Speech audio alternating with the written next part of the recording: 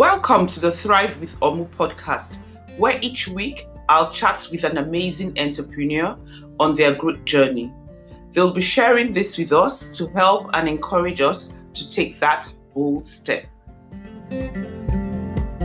Hey everyone, it's me again, your host OMU Obilo, and today I have with me Karl.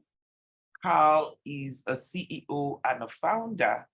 Karl, I'm so privileged to have you here on my show today. Thank you for honoring us. Yeah, thanks very much for having me. How are you doing? Doing pretty well, thanks. And yourself? Very well, thank you. So who is Karl? Yeah, well, good question. I'd say probably the main thing is I'm an entrepreneur. I have been for a long time. I actually started my journey as a freelancer and then built and sold a platform for freelancers. And then more recently, again, started a platform for freelancers because I'm, not quite satisfied with the state of the industry and want to do something about it.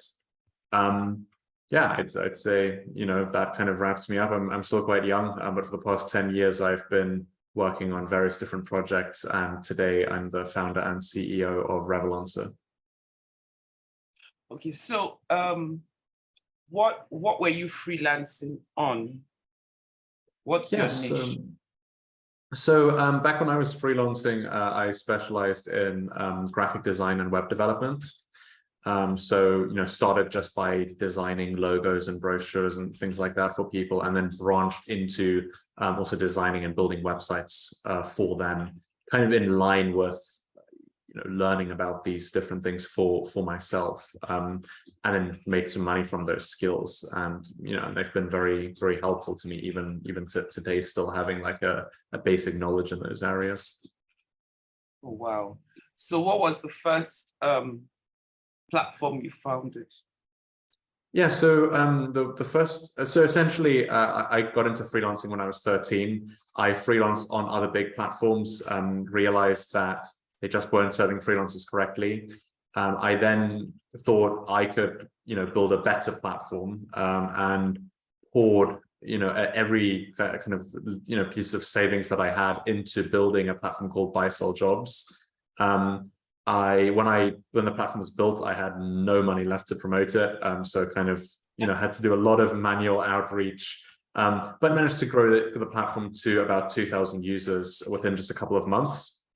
But then came a problem, which is essentially that PayPal locked my account that I was using for this platform because I was under 18, because I was 15 at the time.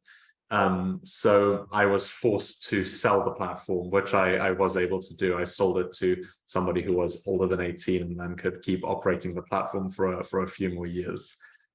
So I sold that just before my 16th birthday. So it wasn't like there was a problem with the platform or you were not satisfied or anything. It was just strictly a PayPal thing. Well, unfortunately, I was too young to have a PayPal account, but also too young to have an account with any other payment processor at the time. So, yeah. Obviously, even with the banks or with anything, really. Oh, wow. So where is that platform now? So I believe, I am not 100% sure. Last I heard, it was kind of getting merged in with another platform. But essentially, Buy Sell Jobs was live for a few more years after I sold it. But at that point, it kind of went offline as Buy Sell Jobs. But I believe it kind of got merged in with another marketplace. But at that point, it was a few years after I didn't have any involvement with it anymore. Okay, and then you went on to start another one. Yes. So this was a few years later. So this was in my final year of university, probably about 5 years or so after I sold Buy Sell Jobs. I started Revolutionizing. And obviously you were above 18. I was, yes.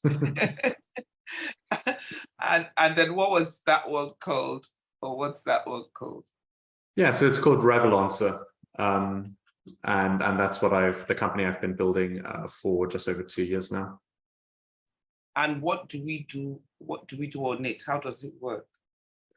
Yeah, so it's a freelancing platform. So it's very much designed for, freelancers to upskill, collaborate with others, find work, that kind of stuff. Essentially, the way the platform works is you register a free account. You can then exchange services with other freelancers. You can showcase your work on your portfolio, and you can sort of connect with clients as well through our jobs board. So it's really designed, not just to kind of put opportunities in front of you, but also get you to a point where you are in the best possible position to secure those opportunities. And we've got, it's been going pretty good. Freelancers really like our mission, kind of giving freedom back to freelancers, and being a better platform compared to what they are used to using, because a lot of the current platforms that are out there charge very large commission fees. So they'll take, up to a quarter of your earnings, and then also stop you from video calling and from, communicating with your clients in any other way other than through the platform. So those are things that don't apply on Revolutionizing. Okay, so I get it that being a freelancer, you've seen both sides of the coin. So you know the pain points of a freelancer because you've worked that path. And so you're able to understand a platform that will serve the freelancer better, right? Yes. So this is an industry I've got quite a lot of experience in, like from the perspective of the freelancer, from the perspective of hiring freelancers as well, and then from the perspective of operating and building a platform in the past as well. Amazing. So question is, now, if you're not, because I'm not a freelancer, I wish I was. I'm not a freelancer. I have used some of the sites that offer that service. Sometimes I get frustrated by the fact that I can't talk to the person, because sometimes there's some things that are better explained when you're talking. And one of the challenges also is, because it's a global site, there's sometimes a language barrier, sometimes there's a culture barrier, which the communication would have been easier if you could speak. I find that on some of those sites, actually now the ones that would let you leave voice notes, sometimes I leave voice notes because some information get lost in typing. That's what I believe. I'm not a very good, I don't express myself well when I'm typing. Now, on the other hand, when I think about it, and when I get frustrated and I think about it, I put myself in the shoes of the site, the company that owns the site.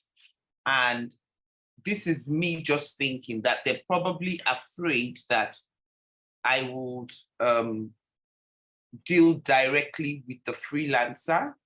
And when I deal directly with the freelancer, it means I could pay the freelancer off of the site, and that takes off their commission, which is supposed to be how they earn. So now on your site, if I am free to talk to the freelancer, free to do a video call with the freelancer, basically, and deal with the freelancer, what your site has basically done is introduce me to a service provider, right? How do you earn, and how, I'm just wondering.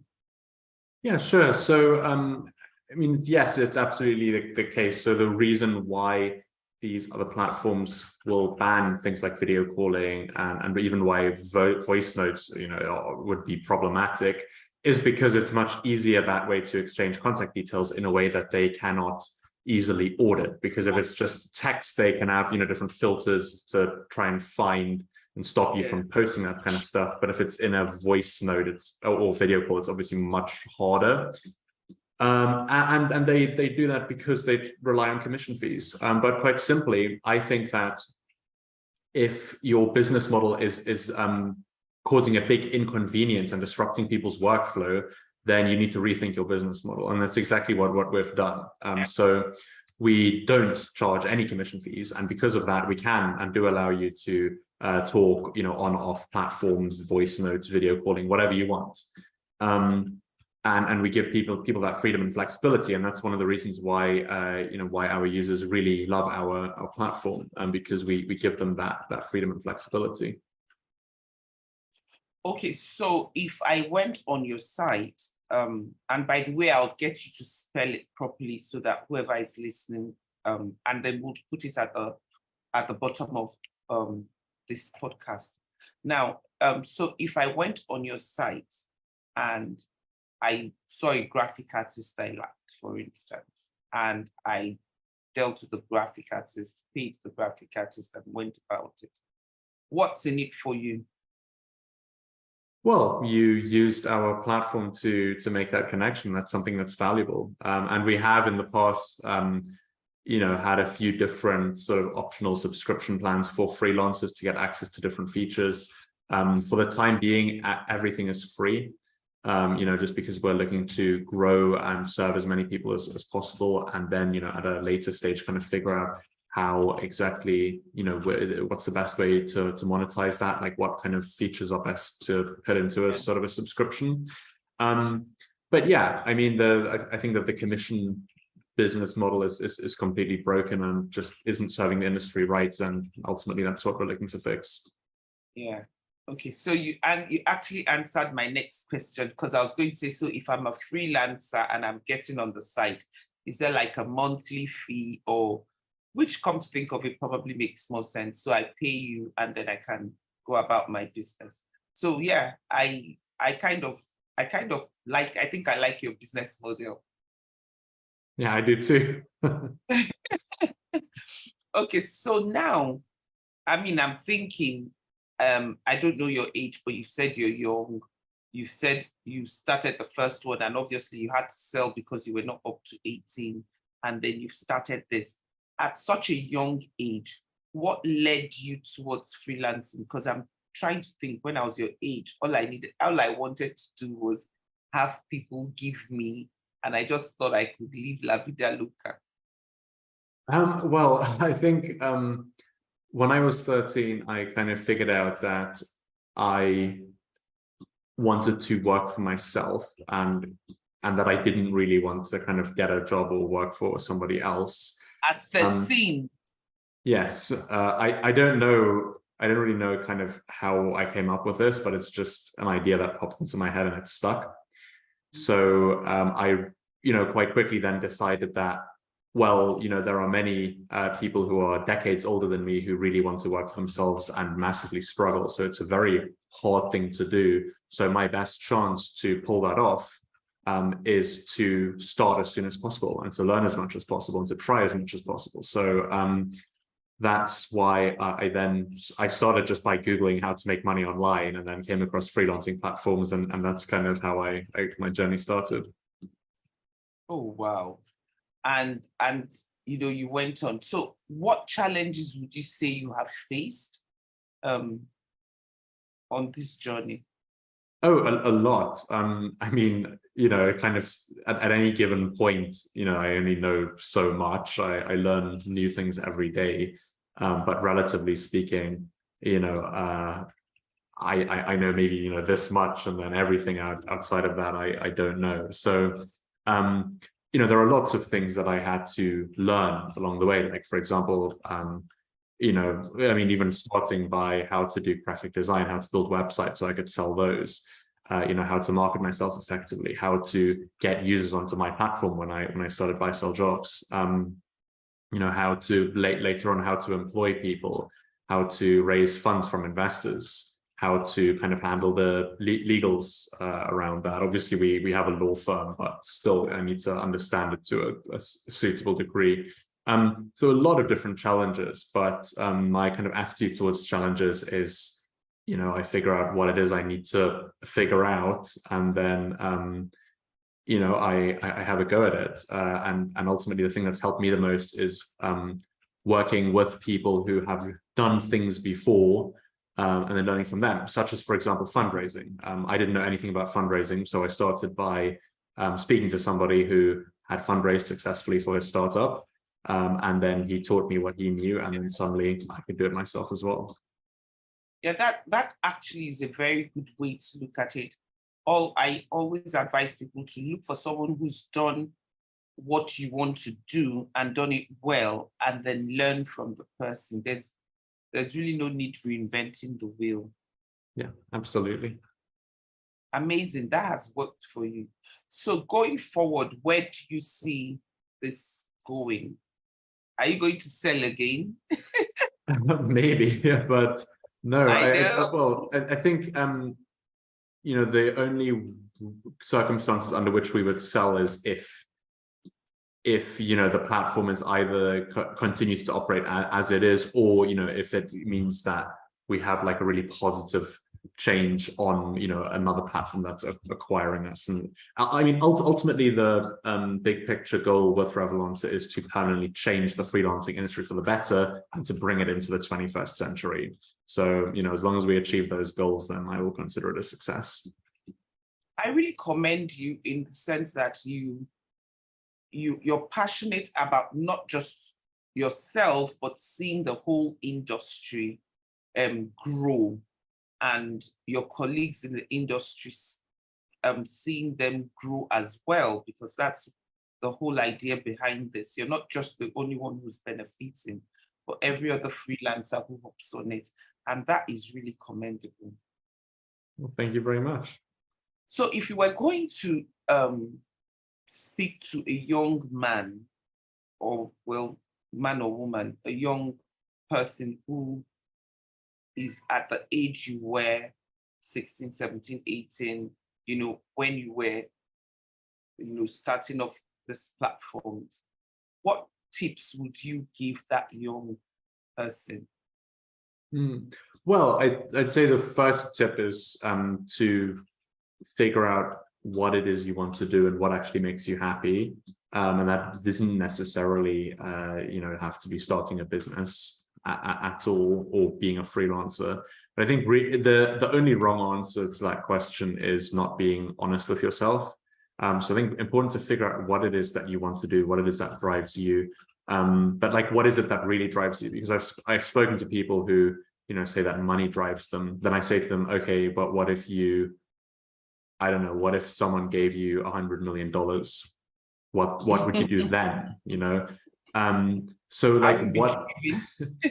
Yeah, but I mean, like, so I think obviously it's important to have enough money, but I think there's also a cutoff point. Yeah. There's like the point where you have enough. Yeah. So I think important to figure out what it is you want to do. If it is something like freelancing or starting a business, or frankly, I think the same advice applies to anything.